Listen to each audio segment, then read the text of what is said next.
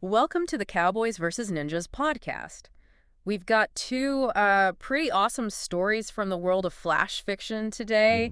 You know, ordinary teens thrown into some crazy situations, hidden heritage, high stakes, big twists, all that good stuff. Yeah, the stuff that we love, right? Yeah. Short, sweet, to the point. Yeah.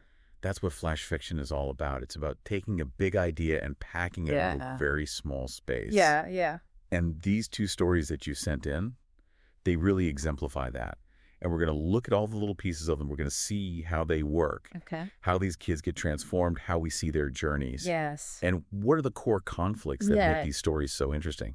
So first up is pasted text. Right. We've got Ethan, just your regular, you know, high school student having kind of a rough day at school. Yeah. Walks into the living room expecting, you know, a lecture from mom. Right. And finds a grandfather he thought was dead holding a really sweet-looking sword. Yeah.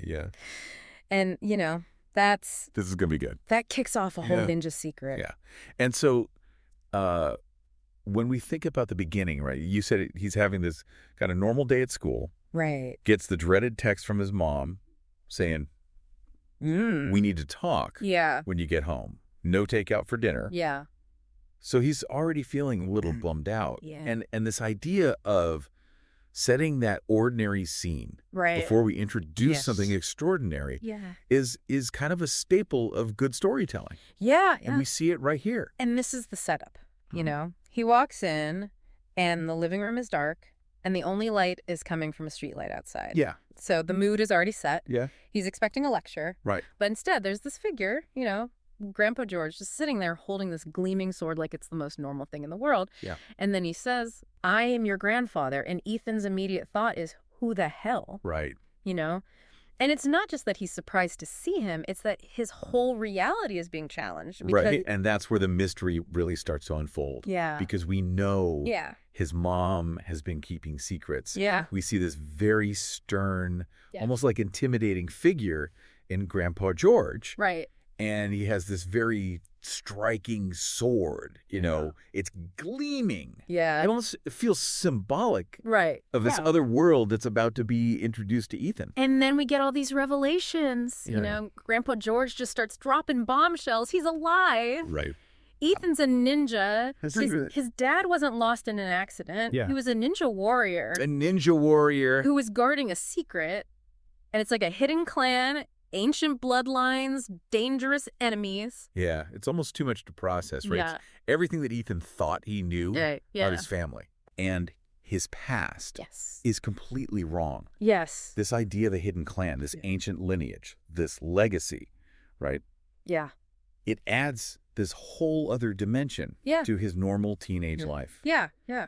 And the stakes are immediately raised. Right. When we hear about his father as a protector and his death in service of the secret. Right. It's not just about, oh, hey, you've got this relative you didn't know about. Right. This is serious stuff right from the get-go. Yeah, yeah. And then we find out about the Akuma Blade. Yes, the Akuma Blade. Which is at the center of this whole thing. You know, this artifact, his adversaries want it. Yes. And Ethan's dad was the last one to protect it. Yeah. So now, this is more than just a cool sword. It's a huge responsibility. It's a legacy. Right. And it puts Ethan and his family in danger. Yeah. And he sees himself, he keeps saying, you know, I'm just a loser gamer kid. Yeah. You know? He has this very low self-esteem. Yeah. And all of a sudden, he has this huge responsibility thrust upon him. Yeah. And the Akuma Blade, you know, he even says it feels cool and powerful to hold. Yeah. It's almost like a physical manifestation of this new inheritance, right? Right.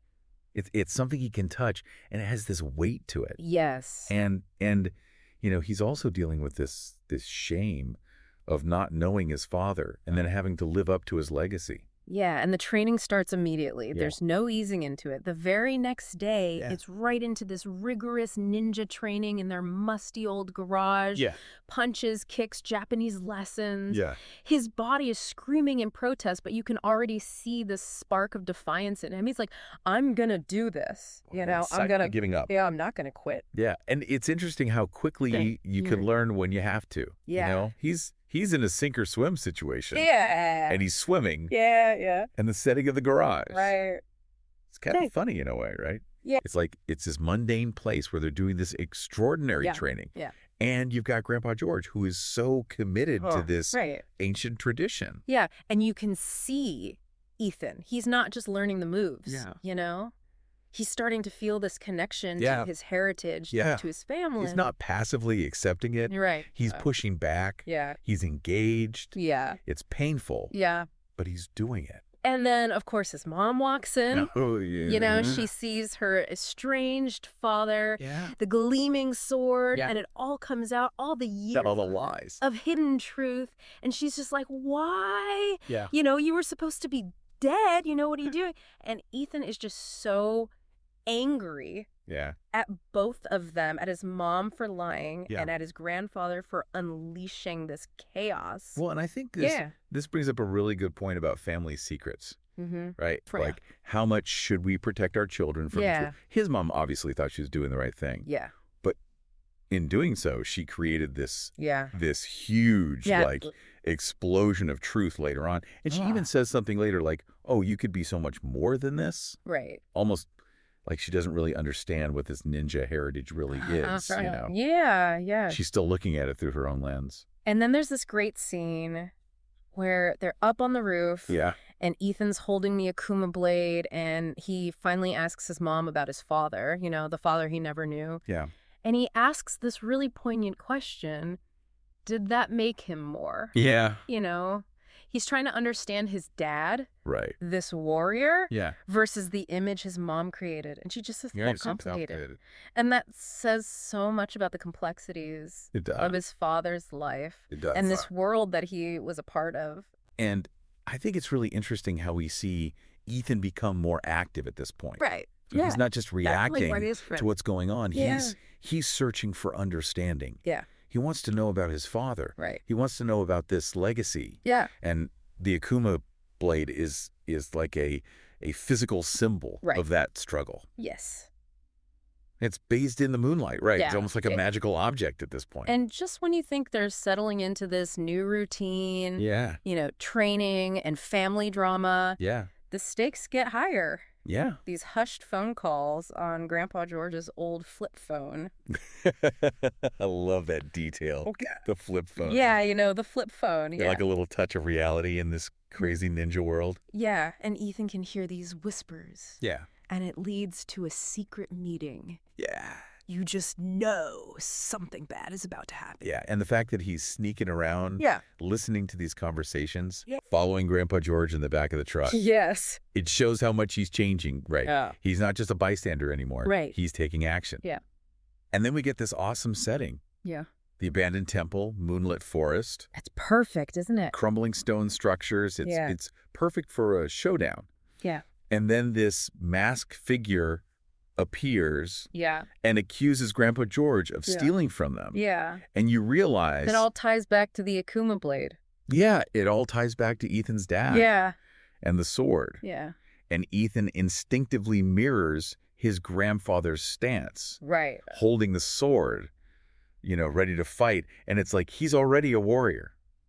Even though he's scared. Yeah, he's still learning. Yeah. But he's ready to protect his family. Yeah. And then the fight. Oh, it's so good. It's so fast.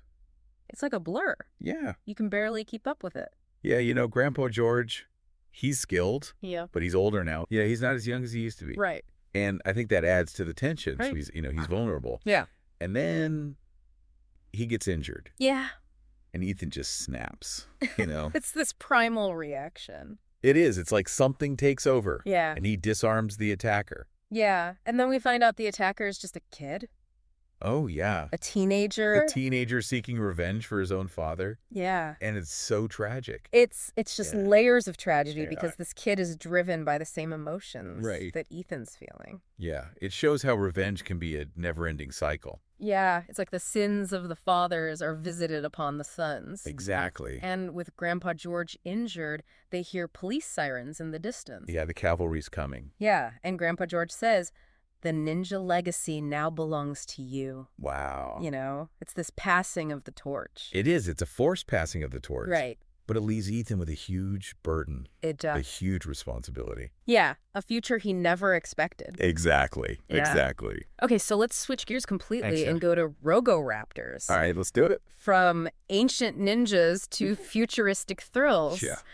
We got Lexi and her robot raptor, Rex, her best friend Ben, and his robot raptor, Chomper, competing in this huge Tri-City tournament. It's the big leagues, right? Yeah. This is their chance to make it big. Yeah, their ticket out of their mining town. Out of the mines. You can feel the energy, the adrenaline. The excitement. Yeah.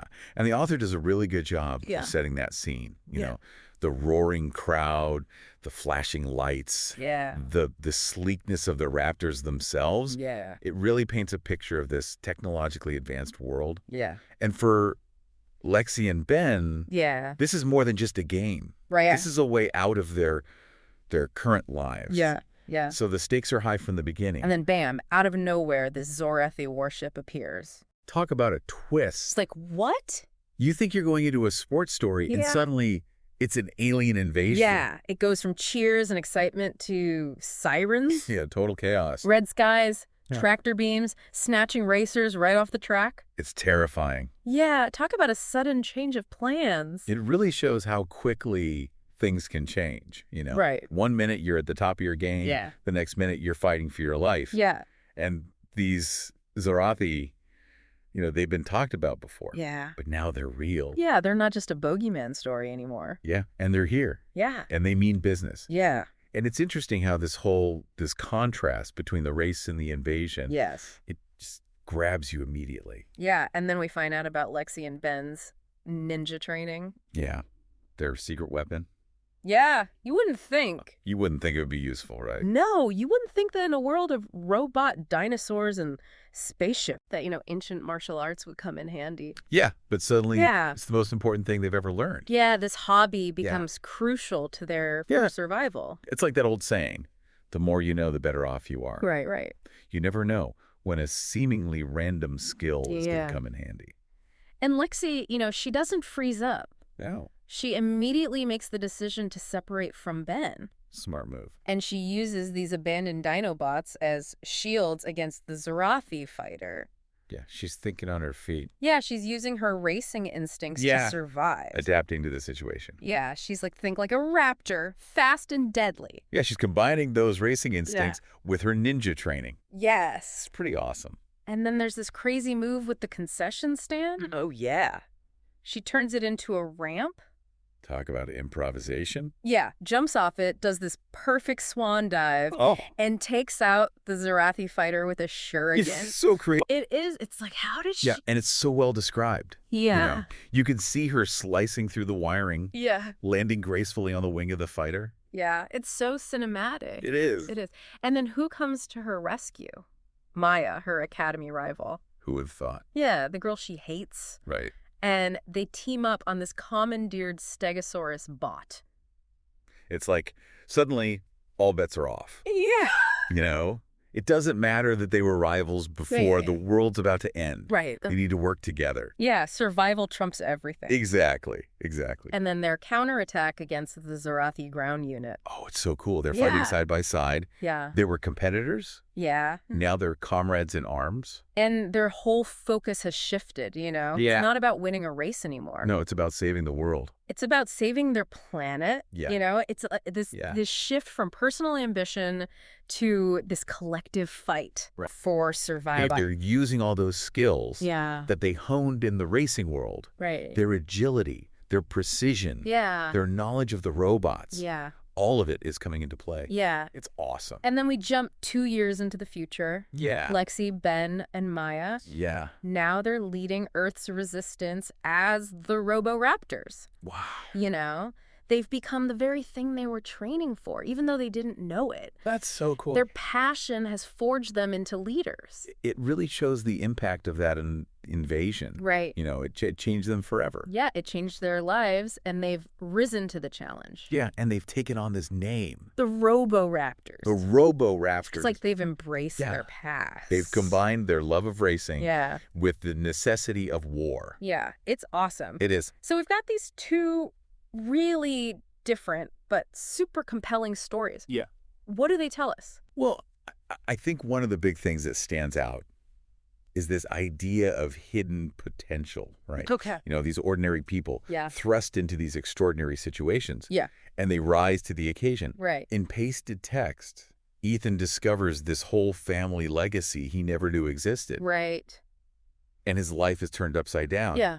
But he finds a purpose. Yeah. He finds a connection to his father. Right. That he never had before. Yeah, and in ROBO-RAPTORs, Lexi and then their love of this crazy sport becomes their weapon. Yeah, who knew, right?